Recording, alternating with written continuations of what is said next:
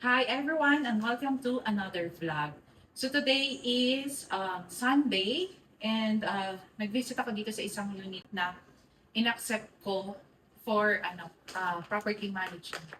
So itutour ko kayo and gusto kong i-discuss yung mga if ever na pagkukunin ko yung unit ninyo and then paano yung magiging process sa company ko. Ito po. So yung unit na to is nag-undergo siya ng restoration. So, kapag in-accept namin yung unit ninyo, kailangan kasi, either Airbnb prepared or long-term rent prepared. So, pag in-accept ko kasi yung unit ninyo, first ay ito, assessment. So, by profession kasi, ako nurse. So, yung mahigpit sa documentation kapag ano yung ginawa mo sa pasyente mo. So, in-apply ko siya. So, parang in-analyze ko na, kunwari, ito yung pasyente ko, ito yung unit na tatanggapin ko.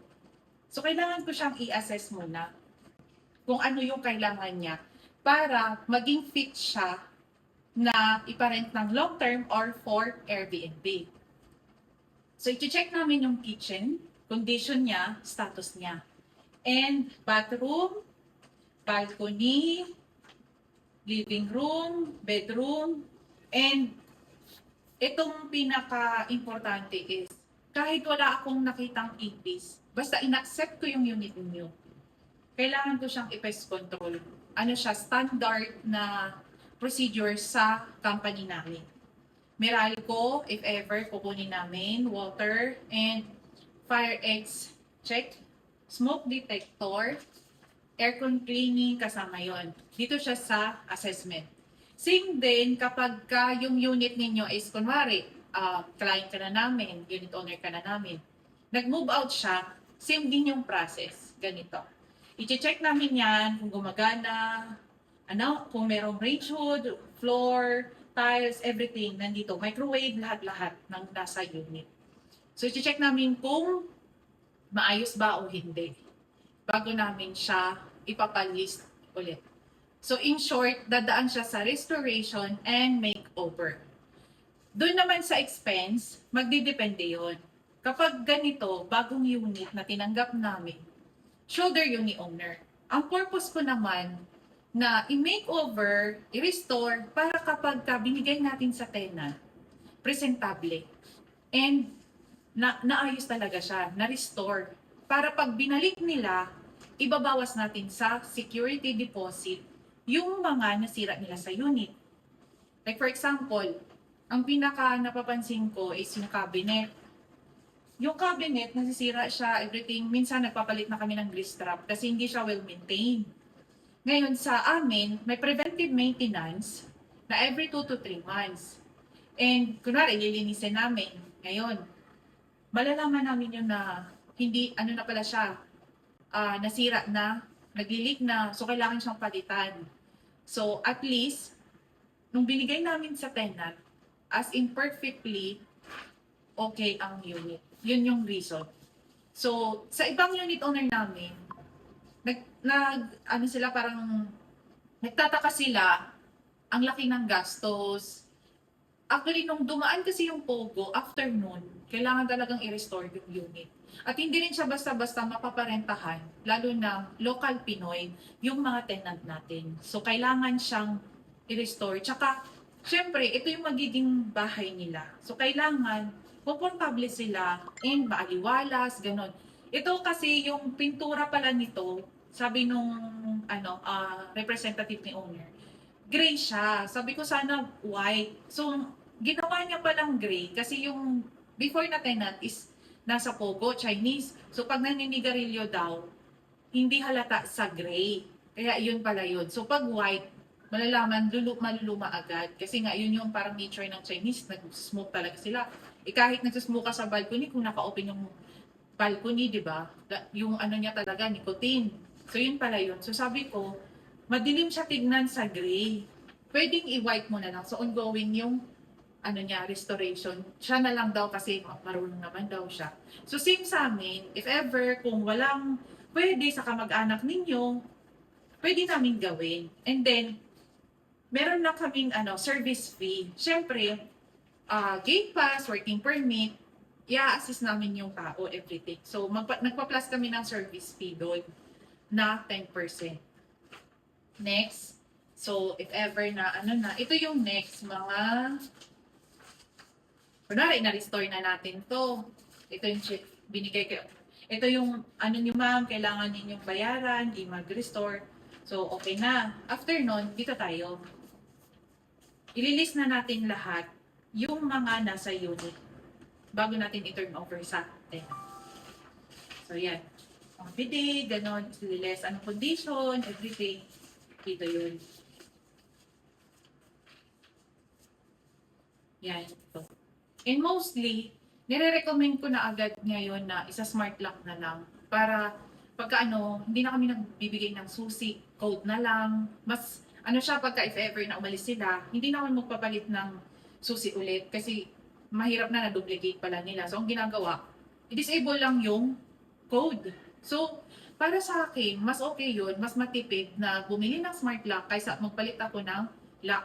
Kasi ngayon, sasabihin nung tenant na sila, may trust issue sila kung sino yung nakatira dito before, ganon. So, mas gusto ko naka-smart lock na yung mga unit. And mas maganda siyang naka-smart lock, lalo na pag preventive maintenance. Every 2 to 3 months, ina-access namin ang unit, chine-check namin, especially sa water leak. Hindi kasi sila minsan nagsasabi na may water leak. And aircon cleaning every 2 to 3 months. Ang condition ko sa tenant, exclusive ang maintenance sa amin para alam namin yung history ng unit. Paano namin masasabi kay owner na, ma'am, ito kasi yung dahilan, bumigay na yung aircon, nakalagay na kami ng freon, everything, kailangan na siyang palitan. So yun. And sa grease trap, importante ang grease trap na ma-maintain ang linis. Yun ang problema lagi dito kasi yun ang dahilan kaya nagwo-water leak sa baba. And yung grease trap mismo, bakal siya. Pag matagal, nagkakaroon siya ng mabutas-butas. So, yun ang nangyayari. Yeah. Ano pa? And during sa stay nila, syempre, meron yung mga concern. So, yan. Susulat mo kung anong residence, concern, ito. Ano yung action, sino ang nag-check. So, dito. And isi-send namin sa inyo yun. Ma'am, tulad dito. Ito, kunwari, ma'am, kailangan ng palitan yung ganito. So, by approval, isi-send ko sa inyo to. Na ito po yung condition, may picture, ito yung kailangan. So, by documentation. And, yung good news ko pala, bumili ako ng software ngayon. Kasi alam ko yung ibang unit owner, syempre, dumadami na yung handle namin na unit. And gusto ko din maging efficient sa inyo and sa tenant natin. So, pagka na-launch na yung app na yon, i-share ko din sa inyo para doon na lang kayo kung may concern kayo. Scan nyo lang yung QR code, type nyo kung ano kailangan. Didiretso na yun sa dashboard namin. So, siya, partner ako sa Sosya. Yung kay Josh Mojica, yung kay Kangkong Chips. So, ginagawa na nila. So, estimated nun is, 2 months. Kasi lahat na yun. So, yun yung parang gusto ko din i-level up. Like yung sa task manager. Kasi, hindi naman talaga totally perfect yung management namin eh. Meron at meron. Nagkakamali din kami. So, ang gusto ko lang is, kahit papano, we embrace that technology. And, doon ko nakita yung mga, kung mag-hire ka talaga Gen Z. Iba ang Gen Z. Grabe, more on technology talaga sila. Sana matapos na yon, mai-launch na, and then isi-share ko yun sa inyo na app. Yan. And, eto, may isi-share ko sa inyo. So, merong may nagtanong sa akin ano yung opinion ko sa iba na property management din. Kasi nag-vlog sila, nagbigay sila ng opinion nila. Ang sa akin naman, ito opinion ko lang ha. Siyempre, as a property manager, dito, nag-handle ng maraming units, and then content creator, nagbablog. Ang sa akin lang, walang problema na mag-vlog kayo. I-vlog ninyo kung ano yung services ninyo, everything.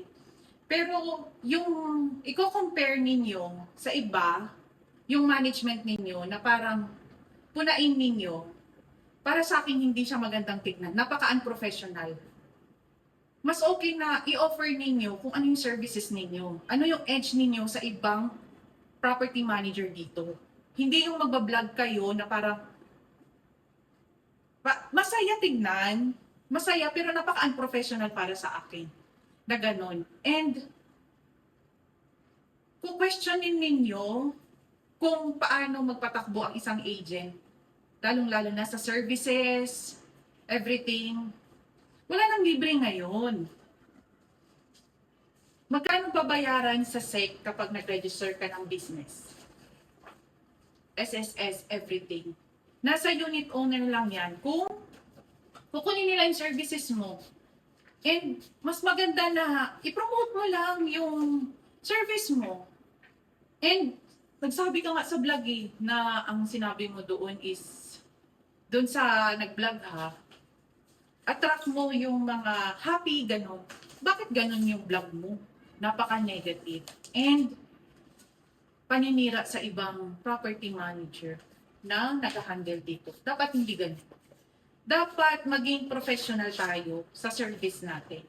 And napakaliit ng shore residences, magkikita at magkikita tayo na siraan mo or punain mo kung paano mag-offer yung ibang agent ng services nila. Kung wala kang management fee, walang problema. 'Di ba? Kanya-kanya naman tayo dito eh. 'Di ba? Kanya-kanya. Napakaliit ng shore, maraming unit owner. I-offer mo lang kung ano yung edge mo. Yun lang yun. Be professional. 'Di ba?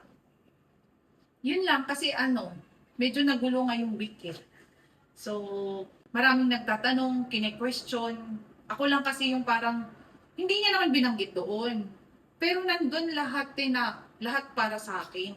Now, which is, kine-question nila, may service fee, may pa-charge sa ganito. At walang problema kung na-pull out yung unit sa akin.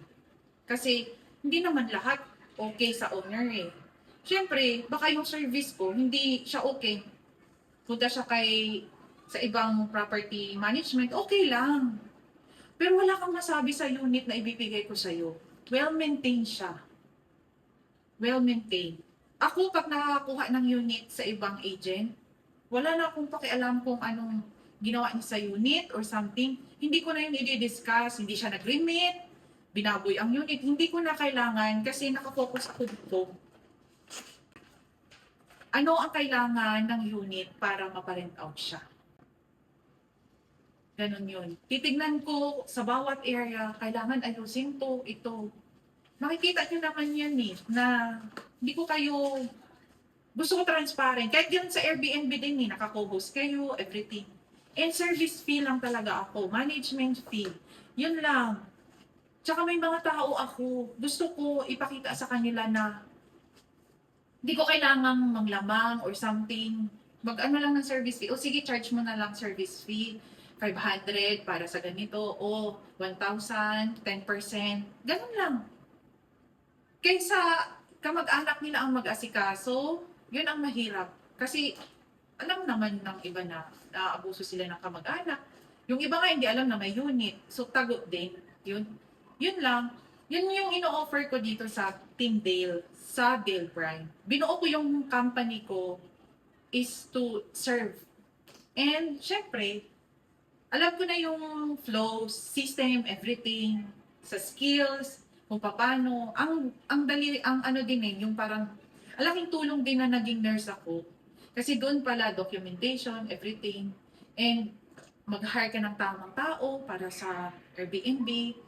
May mga, kami, flows, everything. Pero, ginagawan talaga namin ng paraan.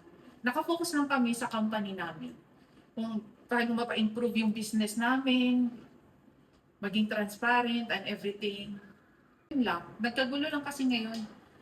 Basta gusto ko lang i-explain, iba ako, iba din sila. Iba sila dumiskarte. Hindi ko alam kung paano. Basta ako ganon. Service fee.